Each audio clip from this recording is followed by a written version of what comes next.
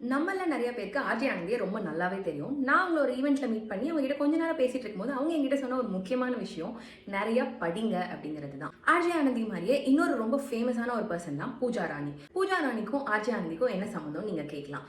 சம்மந்தம் இருக்கு. பூஜா ராணி நார்த் இந்தியாவில் இருக்க ஒரு சின்ன கிராமத்துல இருந்து வர ஒரு பெண்மணி. அவங்களுக்கு ரொம்ப லிமிட்டட் ஆக்சஸ் தான் இருக்கு அவுட் சைட் வேர்ல்டுக்கு. ஏன்னா அது ஒரு சின்ன கிராமம். அப்படி இருந்த ஒரு இடத்துல இருந்து வந்தவங்க இன்னைக்கு இந்தியா ஃபுல்லா ஏன் ஈவன் அவுட் சைட் இந்தியா கூட நிறைய பேருக்கு தெரிஞ்ச ஒரு பிரபலமான முகமாக ஆயிருக்காங்க. ஸோ அவங்களோட சின்ன உலகத்துலேருந்து இந்த பெரிய உலகத்துக்கு ஒரு கதவா ஒரு விண்டோவா அவங்களுக்கு இருந்தது புக்ஸ் தான். அப்படியே ஆப்போசிட்ல வந்தோம்னா ஆர்ஜே ஆனந்தி ஒரு மாடர்ன் கேர்ள், மீடியா பர்சன், சிட்டியில் இருக்கவங்க, அவங்களுக்கு எக்கச்சக்க விஷயங்களுக்கு ஆக்சஸ் இருக்கு. அப்படி இருக்க ஒரு பொண்ணுக்கு புக்ஸ் தான் ஒரு டைரக்ஷன் தந்துச்சு. ஸோ நம்ம எல்லாருமே ஈதர் ஆஃப் த டூ கேட்டகரியில தான் இருப்போம். ஒன்று ஒரு சில விஷயங்களுக்கு ஆக்சஸ் இல்லாமல் இருப்போம், அப்படி இல்லைனா எக்கச்சக்க விஷயங்களுக்கு ஆக்சஸ் இருக்கு ஆனால் என்ன பண்றதுன்னு தெரியாமல் இருப்போம். ஸோ ஈதர் ஆஃப் த கேசஸ்லையும் நம்மளுக்கு புக்ஸ் ரொம்ப சப்போர்ட்டிவாக இருக்கும். ஆனால் இப்போ நம்மளாம் படிக்கிறது ரொம்ப கம்மியாயிடுச்சு. நான்லாம் கடைசியாக எப்போ ஒரு புக்கை எடுத்து அதை ஃபுல்லாக படிச்சு முடிச்சேன்னு எனக்கு ஞாபகம் கூட இல்லை. ஏன்னா ஒரு ரீல்ஸையோ ஷார்ட்ஸையோ ஸ்வைப் பண்ணுற வேகத்தில் நம்மளால ஒரு பேராகிராஃபை படிச்சு முடிக்க முடியறது இல்லைல்ல.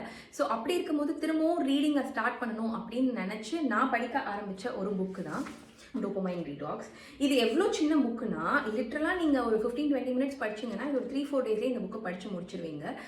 அண்ட் இந்த புக் வந்து மோர் தென் ரீடிங், இது ஒரு ஆக்டிவிட்டி மாதிரி இருந்துச்சு. ஸோ அவங்க ஒரு கான்செப்டை வந்து சொல்லுவாங்க. ஃபார் எக்ஸாம்பிள், இப்போ இந்த வேலையை நான் முடிக்கணும், இதில் ஃபோக்கஸ் பண்ணால் என் லைஃப் நல்லா இருக்கும்னு எனக்கு தெரியும், ஆனாலும் என்னால் அதை ஃபுல்லாக முடிக்க முடியல, ஏன் அப்படிங்கிறதுக்கு பின்னாடி இருக்க சைக்காலஜியை ரொம்ப கிளியராக எக்ஸ்பிளைன் பண்ணியிருக்காங்க. And more then just reading R explaining, ஒவ்வொரு இடத்துலையும் நிறுத்தி இது உன்னால் ரிலேட் பண்ணிக்க முடியுதா, இது உன் லைஃப்பில் எங்கே அப்ளை ஆகுது அப்படிங்கிறத நம்மக்கிட்டே கேட்பாங்க.